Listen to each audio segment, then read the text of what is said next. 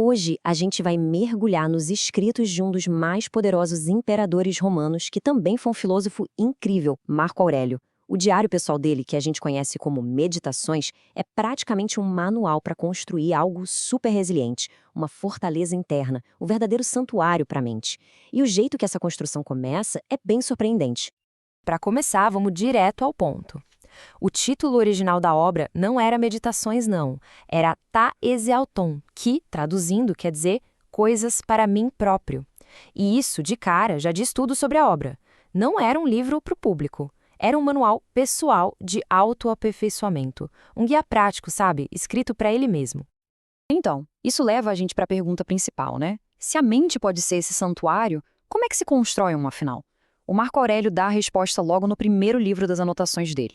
E a ferramenta principal, a argamassa para essa construção toda, é uma prática radical de gratidão. Para a gente entender essa construção, vamos passar por 4 etapas que o próprio Marco Aurélio nos deixou. A gente vai começar com o alicerce de tudo, que é a gratidão. Depois, vamos ver como as lições da família formaram a base. Quem foram os mestres que ergueram os pilares e, por fim, como o santuário é consagrado com o reconhecimento a forças maiores. Bom, vamos entrar na primeira parte então, o santuário feito de gratidão. E aqui a gente já descobre uma coisa impressionante. O primeiro livro das Meditações é basicamente uma lista de agradecimentos.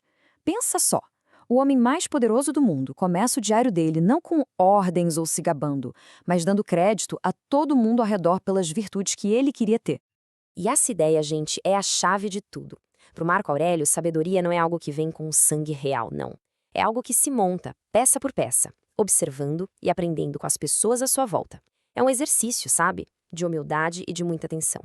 Ok? Com a humildade como nosso ponto de partida, a gente chega na fundação desse santuário. E olha, como em qualquer boa construção, a base é tudo, né? Para o Marco Aurélio, esses primeiros blocos do caráter dele vieram direto da família. Vamos começar pela mãe dele, Lucila. Com ela, ele aprendeu sobre piedade e generosidade. Mas o que é fascinante é o que ele mais destaca: a frugalidade. Um estilo de vida simples, bem longe dos costumes dos ricos, mesmo ele fazendo parte da elite romana. Isso criou uma base de simplicidade para todo o santuário mental dele. Mas o mais interessante dessa lição da mãe dele é este ponto aqui.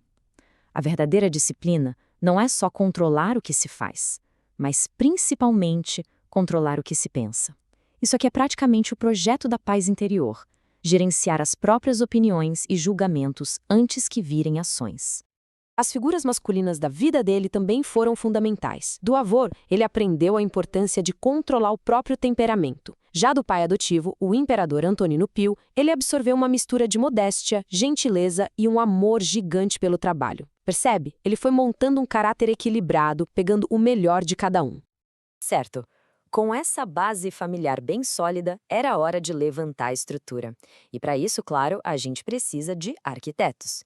No caso do Marco Aurélio, foram os professores e filósofos que construíram os pilares de razão e disciplina que iriam sustentar todo o santuário mental dele.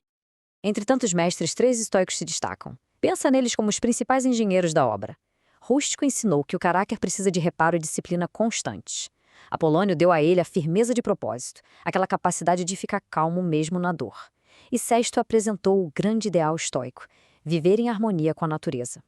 Isso aqui mostra muito bem como Marco Aurélio pensava. A educação dele era, ao mesmo tempo, prática e aspiracional.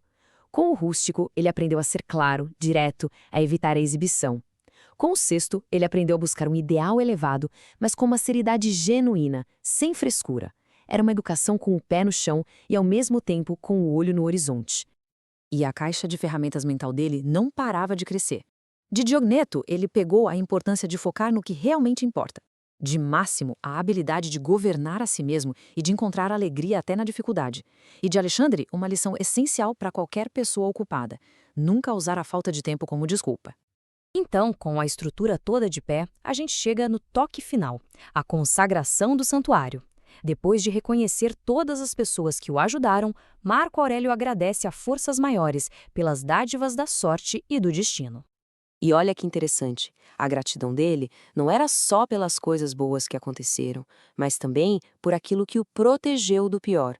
Ele agradece por ter tido boas influências, por ter sido poupado de cometer grandes erros e, principalmente, por ter tido um pai adotivo que o ensinou a viver sem a arrogância do poder. A lista de agradecimentos continua, sabe, pelo conhecimento que ele recebeu, por ter tido essas impressões claras de como viver uma vida filosófica, pela saúde do corpo dele e pela chance de dar uma boa educação para os próprios filhos. Para ele, nada disso era garantido. Era tudo um presente. Mas, no finalzinho dessa lista toda, ele guarda o que talvez seja o agradecimento mais importante de todos. Aquele que serviu como um muro de proteção final para todo o seu santuário interior. E é este aqui. Ele era imensamente grato por não ter caído nas mãos de um sofista. Ou seja, por não ter perdido tempo com discussões inteligentes, mas que não levam a lugar nenhum, e em vez disso, ter encontrado uma filosofia que era prática, útil e verdadeira. Para a gente entender o peso disso, é bom saber o que era um sofista. Eles eram os mestres da retórica, especialistas em vencer debates, muitas vezes usando argumentos enganosos, sem se importar com a verdade. Para Marco Aurélio, fugir dessa armadilha foi essencial para construir uma vida interior de verdade, baseada em sabedoria real, não em truques com palavras. Então, resumindo, o processo para construir esse santuário mental fica bem claro, né?